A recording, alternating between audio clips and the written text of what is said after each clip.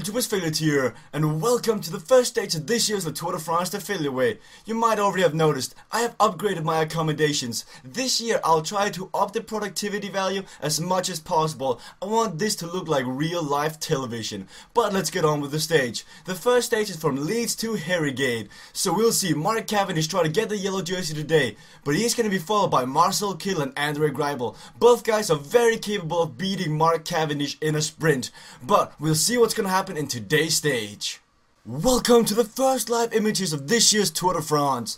Before I tell you what's currently going on, let me tell you what already has happened. The commissaires gave the start in the early morning, and we saw attacks straight from the bat. And 9 men tried to get away. Most noteworthy of those guys were Svein Tuft, Marcus Burkhardt, and Gregory Rast. They were soon caught. Some teams didn't appreciate those 9 guys in the breakaway. Then we saw Jens Vogt, the old veteran, playing cat and mouse with the peloton. He had 8 guys following him, but they weren't allowed to go away either. But a breakaway that was allowed to get away was Delaplace, Pinot, and Monteguti. All 3 French teams were represented in the breakaway. They came up to the first category 3 of the day, and the guy who was first over that was Delaplace from Batagna, and Monteguti was in second place, getting 2 and 1 point. Then the peloton on the breakaway had to sprint for some intermediate sprints. Here was Monteguti first in the breakaway, but down the peloton we saw that Andre Greipel and Peter Sagan managed to beat Cavendish. It's looking good for today's stage, ladies and gentlemen, let me tell you that.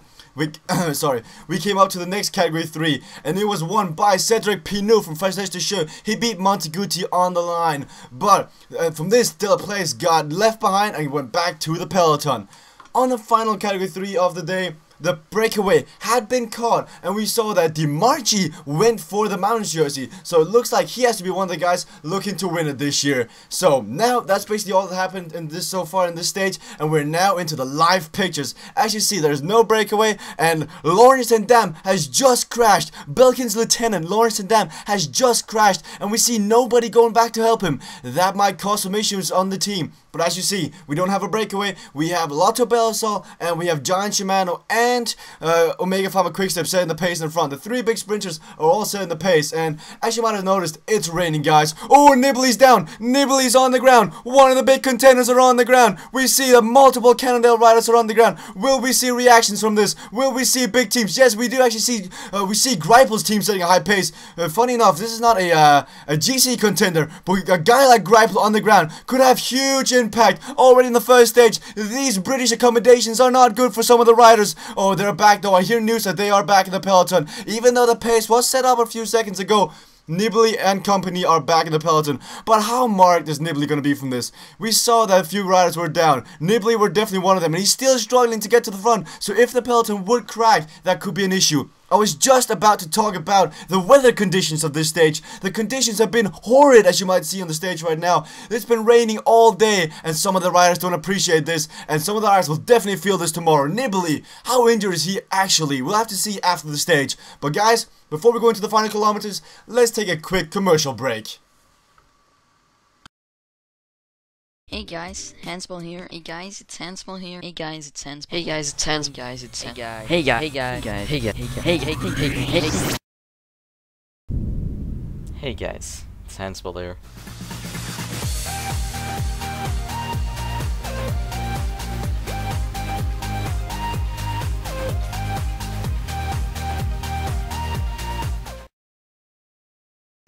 Welcome back from the commercial break. We're into the final 13 kilometers, and as you see, the pace has been up quite a lot. We see all the big sprinters fighting for a position. It's about finding your lead-out train. It's about finding your lead-out guy. In the front, we see Benatti sitting on Roland's wheel, but we also see that Omega Pharma Quickstep has set out their train. And if Cavendish is on there, Cavendish is still not quite on there, but when he gets on there, he's looking to be the favorite to win today's stage. We also see Peter Sagan without a lead-out train. This is the tale of every year of Peter Sagan. He does not have a lead-out train. He finds his way every year without a leader train. He's just that smart. Will we see Peter Sagan being able to take that today? It would be one hell of a theft. But we see that Greipel is sitting here on Roland's and Lars Back's wheel. Benatti is sitting on their wheel. But in the front though, the Omega Pharma Quickstep train are just leaving the other guys behind.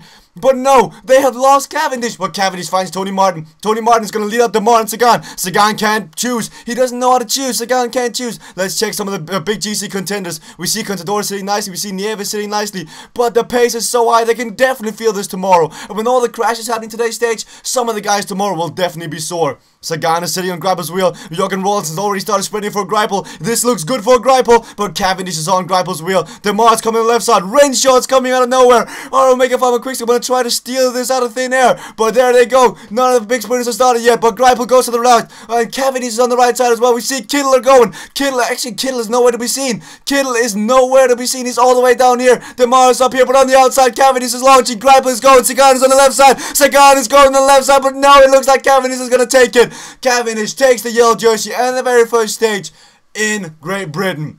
What an accomplishment for Mark Cavendish. That looked like a mess, but in the end, Mark Cavendish takes it. You know it was a messy sprint when Joaquim Rodriguez comes in 5th place, Tony Gallopin in 6th, Quinty Court higher than Degenkolb. What a messy sprint, but Sagan getting 2nd place, taking some points towards his green jersey, but Mark Cavendish will be wearing this yellow jersey for a couple of days. See you guys on the podium.